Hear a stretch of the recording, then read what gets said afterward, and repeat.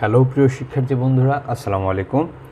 আমরা বিগত ভিডিওগুলোতে আমরা ডেসিমাল যোগ দেখেছি, বাইনারি যোগ দেখেছি, অক্টাল যোগ দেখেছি। আমরা আজকে দেখব হেক্সাডেসিমাল যোগ।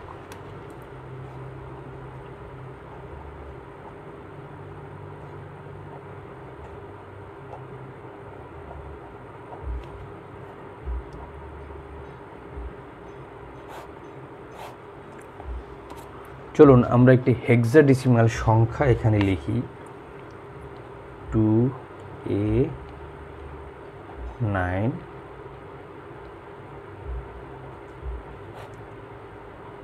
আমরা জানি হেক্সাডেসিমাল সংখ্যার ভিত্তি হচ্ছে বা বেজ হচ্ছে 16 এবং এর সর্বোচ্চ যে অঙ্ক সেটি হচ্ছে 15, যাকে আমরা এফ দ্বারা প্রকাশ করি। আশা করি সেটা আপনারা জানেন।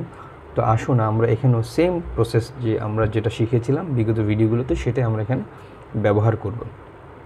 আমরা সবার আগে এই দুটি অঙ্ক যোগ করব। সেই দুটি অঙ্কের যোগফল আমরা যে পদ্ধতিতে যোগ করছি দেখব সেটার বেজের সমান ছোট নাকি বড়। যদি ছোট হয় বেজ থেকে তাহলে আমরা লিখে ফেলব, যদি বেজের সমান হয় তাহলে বিয়োগ করব, যদি বেজ থেকে বড় হয় তাহলে সেটা থেকে বেজকে আমরা বিয়োগ করব। আসুন আমরা দেখি 9 + 9 হয় 18, বাট 18 এর বেজ হচ্ছে 16, এর থেকে বড়, তাহলে আমরা লিখতে পারবো না। আমরা কি করব, 18 - 16, তাহলে আমাদের অ্যান্সার থাকে 2। আমরা এখানে 2টা লিখতে পারবো।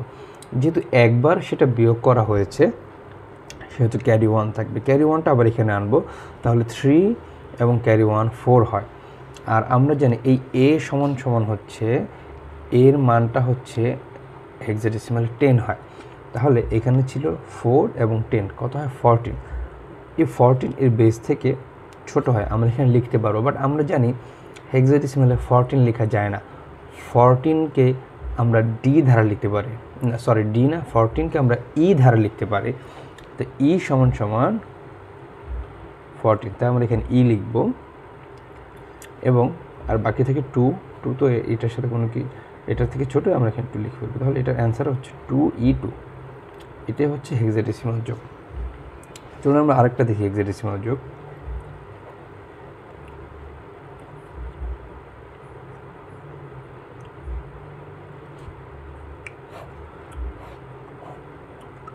আমরা যদি এই যোগটা করতে যাই তখন আমরা কীভাবে করতে পারি চলুন আমরা দেখি।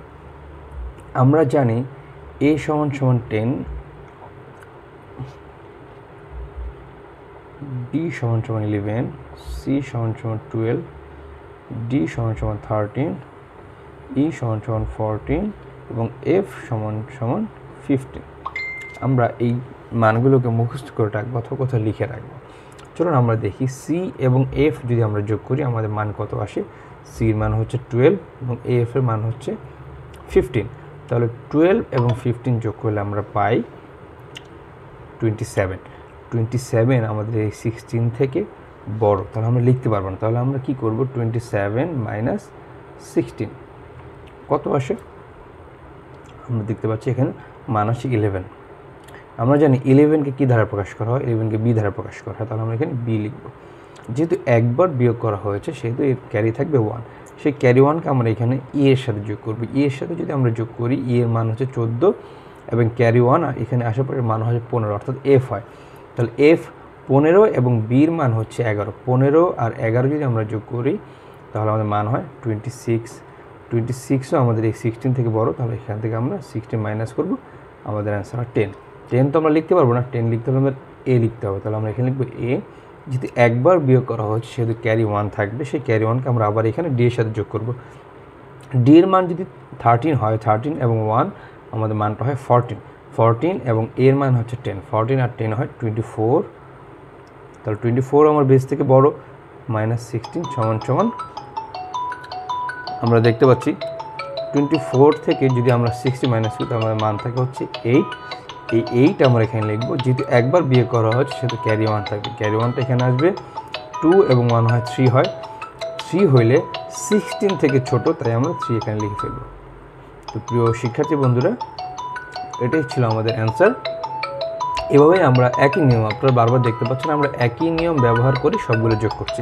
আপনারা বাসায় তাহলে এই যোগগুলো করে আমাকে কমেন্ট বক্সে অ্যান্সার জানান। সেটা হচ্ছে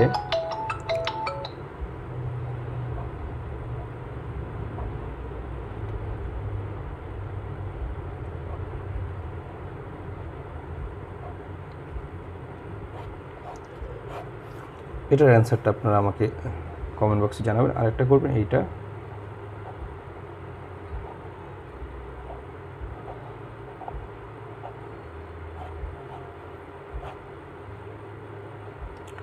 এটার অ্যান্সারটাও আপনারা আমাকে জানাবেন।